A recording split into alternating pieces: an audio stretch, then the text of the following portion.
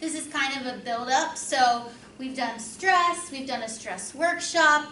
This presentation is solely on diaphragmatic breathing because there's a lot to it, and it's not fluffy like you think. So there's a lot of science base to it. So we're going to go over the scientific foundation of deep breathing. So I'm a graduate student, so I get access to all of the databases, and so I look up peer-reviewed journal articles for my presentation. So we're going to look at 2 or 3 in particular that are founded on this topic. We're going to talk about heart rate variability, the physiology, and then we're going to go over proper deep breathing techniques. And then we're going to talk about habit layering, and then we're actually going to do a deep breathing session at the end. We're going to do about 3 minutes, which we've done before. I'm going to put on some music. You're going to relax. You don't have to do the deep breathing the whole time. I hope you stay breathing the whole time. But you don't have to literally do the deep breathing the whole time. Just a couple rounds, and then just relax your body and your mind. So what is diaphragmatic breathing? So diaphragmatic breathing is also known as belly breathing, in which we use the diaphragm to push in and pull out air from our lungs. So the diaphragm is actually the most efficient muscle to use for breathing, but interestingly enough, most adults do not breathe correctly. We take shallow breaths, which we'll talk about. So when we start to strengthen our diaphragm and use it more often, we have better oxygen efficiency, and it improves core stabilization. So there are a couple physiological benefits. But diaphragmatic breathing also helps increase heart rate variability. So heart rate variability is kind of an up-and-coming way to measure wellness. So at the Army Wellness Center, when I was working there, we would use a tool on soldiers to measure heart rate variability. We would put it on their finger, and basically it measures your ability to stabilize your heart rate. And then that way, so a stable heart rate kind of looks like this, and a forensic one looks like this, and that's when we're stressed out or frustrated, and then when we're nice and relaxed, it looks like this. So it's basically, when we stick that on them, it gives them the ability to, hey, let's practice getting into what we call a state of coherence, or green. I actually got my boss to buy us one, but it hooks to the ear because it's cheaper. But it still does the same thing.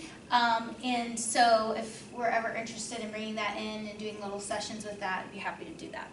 But on the PowerPoint slide that you'll get, you'll see what those look like. So heart rate variability is controlled by the autonomic nervous system. And the autonomic nervous system is made up of 2 different systems, so sympathetic and parasympathetic. The sympathetic is our fight or flight, our stress response. So when you get stressed out, that kicks in, and then our parasympathetic is what relaxes us. So heart rate variability, basically when we do things like deep breathing or stress relaxation, we're kicking in that parasympathetic nervous system. For some of us, the sympathetic is always turned on, and if you remember from our previous classes, that's chronic stress. So the more we learn how to tap in to stabilizing that heart rate variability and controlling the stress response, the easier we are to get into that relaxation. Heart rate variability is not always a positive thing, right? So if we're in that forensic state, it can have some negative health effects, including muscle pain, anxiety, depression, hypertension, which we'll touch into a little bit more, nausea. I remember, so I'm deploying to Africa. I don't know if I've mentioned that since I've been there last, but Africa? I am going to Africa. I didn't know you had a destination now. I have a destination. So I found, so when I was at annual training, I was like really nauseous. And it's the first time I've had kind of that happen where I like really couldn't eat, and I didn't really know what was happening, but that was because it started to kick in. So it was like my stress response, because I was in the environment. I was in my uniform for 2 full weeks, and I was talking with the deployment people, and I was like, why can't I eat? I feel fine, I have all this energy, I couldn't eat and sleep. And then I finally realized, oh, I'm stressed out, I need to work on this. And as soon as I got home, I felt better, was able to feel normal again and sleep and everything, but I hadn't really had that stress response. I mean, sometimes when I'm stressed I can't eat, but I'm not nauseous. So it was very interesting, but then I kind of tapped into my own resource and I realized that really I was just stressed out. So heart rate variability can be a stressful thing, but we can tap into it and have some positive things associated, which is cardiac health, autonomic balance, being able to be in the parasympathetic and the sympathetic nervous system, self-regulation, and task performance.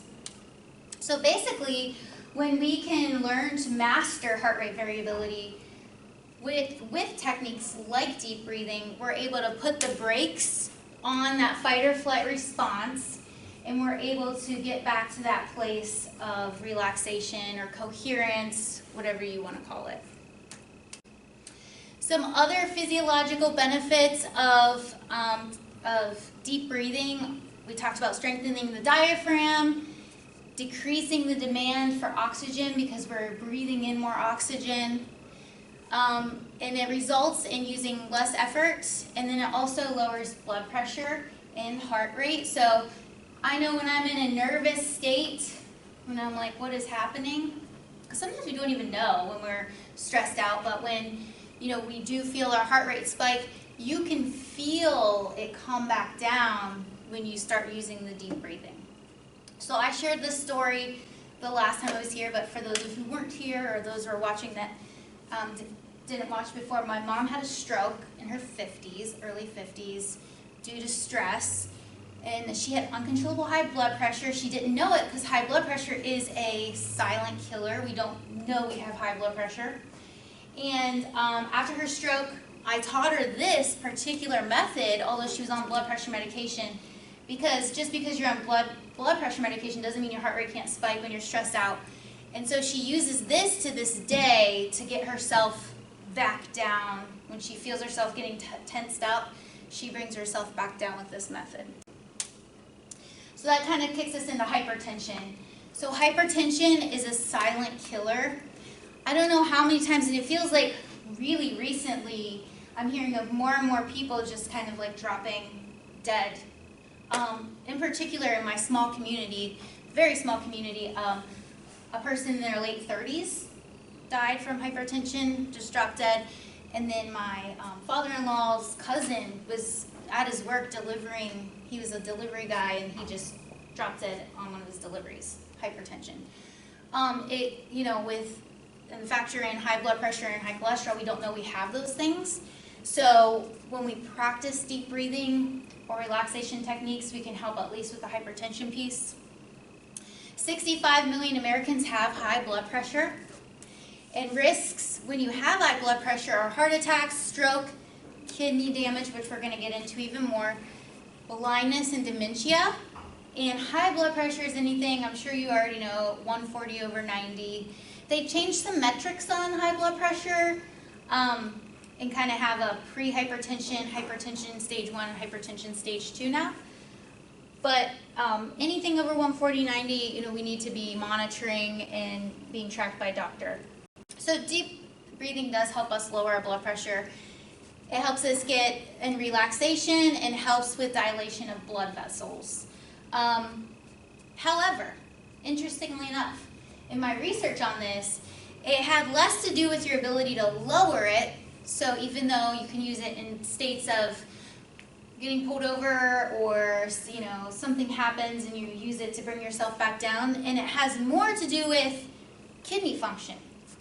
So it has more to do with breaking down salts. So as you know, high salt or high sodium levels can cause hypertension.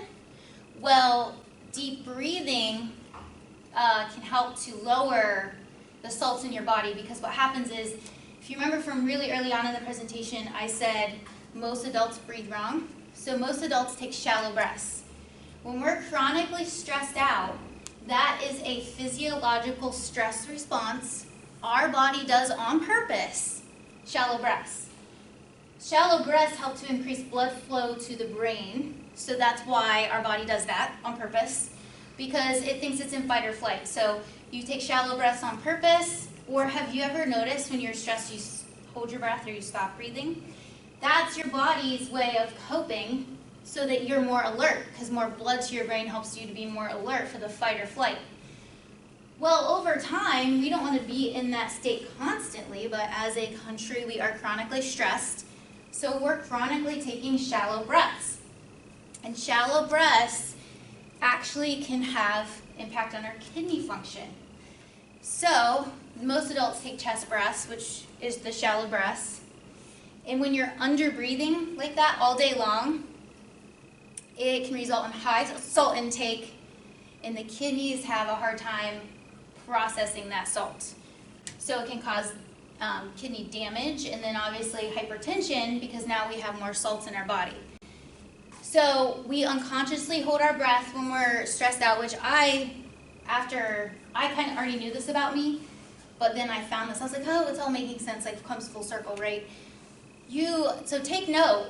You'll notice, especially if you start measuring your stress response or thinking about your breathing, you'll be like, oh, I really do take shallow, short breaths, or you hold your breath when you are stressed out.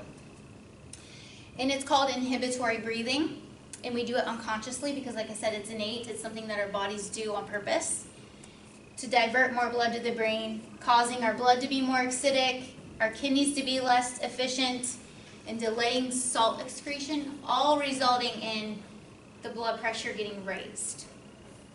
So, although in the moment when you're stressed out, yes, deep breathing can help lower your blood pressure on the spot, but it can also help when you breathe more efficiently, lower your salt intake, help with improved kidney function, and then breathe better, lower blood pressure. So two very different ways deep breathing can help with those things. So here are some scientific studies. So this study was done, I don't have the date on here, but it looked at different types of breathing techniques and its impact on heart rate variability, and particularly, of course, they use two different breathing techniques to measure out, and then a control group. So, one group that they controlled for, one group did 4-2-4 breathing, breathe in through your nose for 4 seconds, hold for 2, exhale for 4, and then the other group did 5 inhales, 5 exhales. What they found was that the two deep breathing groups measured much better, so they both increased heart rate variability, or the measure of well-being, but the 4-2-4 group did better. So although 5-5, 4-2-4 both had a positive impact, 4-2-4 actually was better. So that's what we're going to do today. Well, you can do either or, both. I say do both. Another scientific study looked at diaphragmatic breathing and IBS. I thought this was very interesting because I was like, irritable bowel syndrome, diaphragmatic breathing, how? Well, one, IBS is flared up by anxiety. So people who have anxiety, stress. I mean, have you ever heard someone who said, like, I get so anxious, my stomach starts hurting, so it can increase IBS that way. But also diaphragmatic breathing brings more blood to the abdomen, which can basically help with IBS as well. So two different impacts. But basically how this case study came about was this lady was in a hospital bed, very frustrated, had IBS, she didn't know what to do. They were giving her all these medicines. So she just started Googling, natural ways to deal with IBS, and deep breathing came up. And so she used that to help, lower her symptoms and basically control her IBS. So that's how this case study came up. What they found is it does have a positive impact on IBS, and that deep breathing obviously reduces anxiety and stress, which can reduce IBS, which we talked about. And then the blood warmth to the brain. Another study that I looked at and read through to help make this presentation was done, basically just does diaphragmatic breathing reduce anxiety and stress? Yes, that's what they found in the research. And you'll be able to see who wrote the study, so you can look those up when you get the PowerPoint presentation. So we're going to talk about proper deep breathing techniques.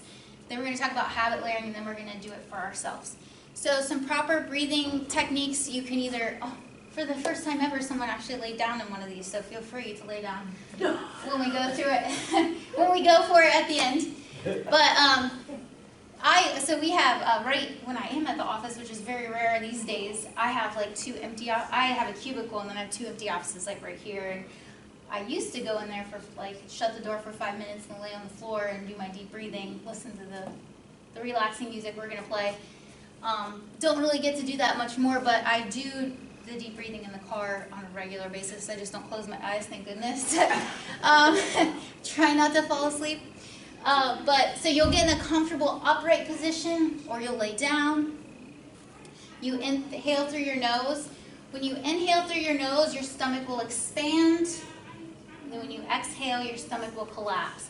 So always I tell people, put your hands on your stomach, let the breath, feel the breath come in your belly so you can feel that stomach expand. When you exhale through the mouth, don't be afraid. This is a small group, so it should be really easy to do, but you should push the breath out. Push the breath out. I find when I'm pushing my breath out, it's like pushing all that energy, that stress out of my body. And interestingly enough, I was giving this presentation to another group, and someone asked, hey, if I go, can I use this when I'm running? I was like, well, that's interesting. I said, yes, you can help, especially you want to have proper breathing techniques when you're exercising, but you can use the deep breathing to help keep your heart rate down when you're breathing so your heart rate's not spiking so high. Okay, so when do we use these? During stressful events, obviously, when we are, we're getting pulled over, or we get a phone call that we're mad about, or an email. I had a friend, she was so upset, maybe I told this story, but that someone was highlighting things in emails. She's like, I just cannot believe, and she's a speech pathologist in the school system, so she was literally just complaining to me about how people it wasn't even a colleague, it was like, people are highlighting things in emails like, I'm a dumb idiot, and I'm just like, you are getting really overwhelmed by something very insignificant right now. Just take some couple deep breaths, it's not that big of a deal, right?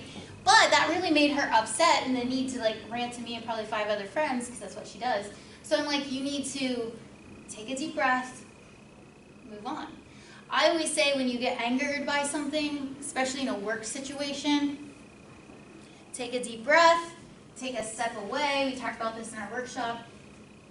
Take a couple of deep breaths and then come back to it, or sleep on it first before you address it, because in that moment you're heated by emotion, not necessarily logic. So that's a good time to use it. Lying awake at night, which we talked about in the past, if you just can't, I had used this last night. I drank a unsweet tea way too late. So I was like, just take a couple deep breaths, you'll get to sleep. Use this to increase your oxygen intake and strengthen that diaphragm.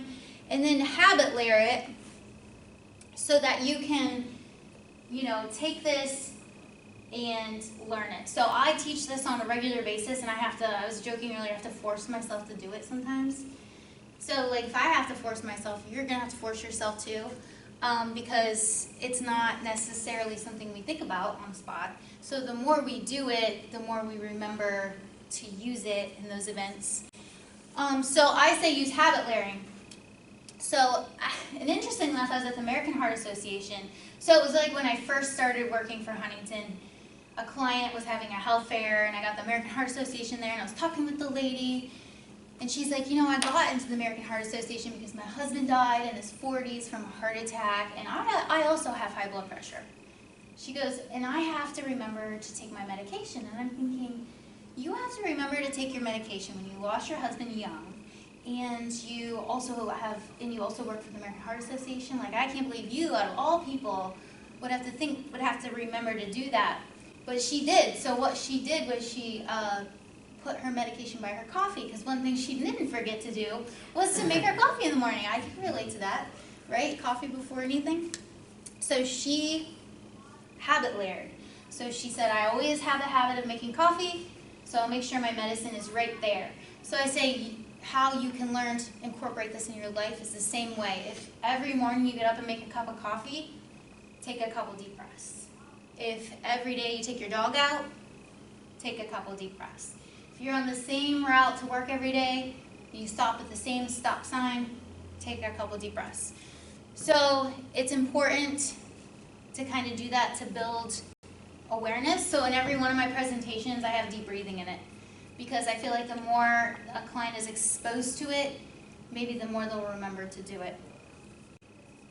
So the two different breathing exercises you guys are going to do today are the 5-5 and the 4-2-4. So as we said, for 5-5, you just simply inhale for 5 seconds and exhale for 5 seconds.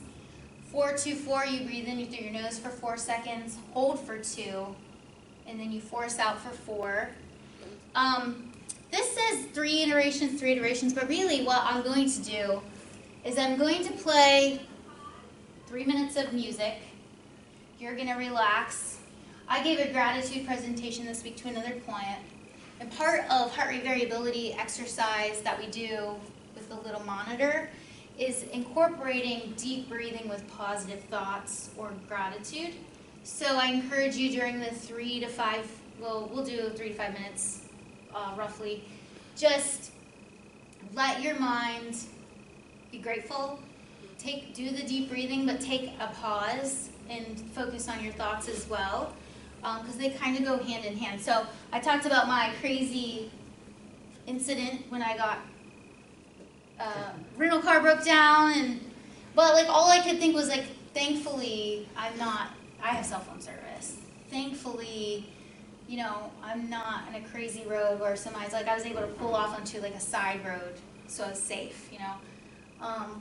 Thankfully it wasn't snowing. I don't know, whatever it is. I was sweating, but whatever.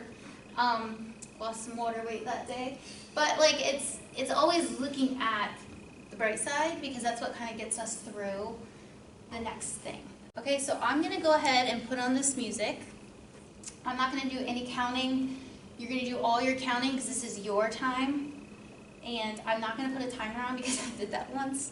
It's like, so everyone's like real relaxed, and it's like beep, beep. So like I'll just let you know when the time is up gently so that you're not like startled.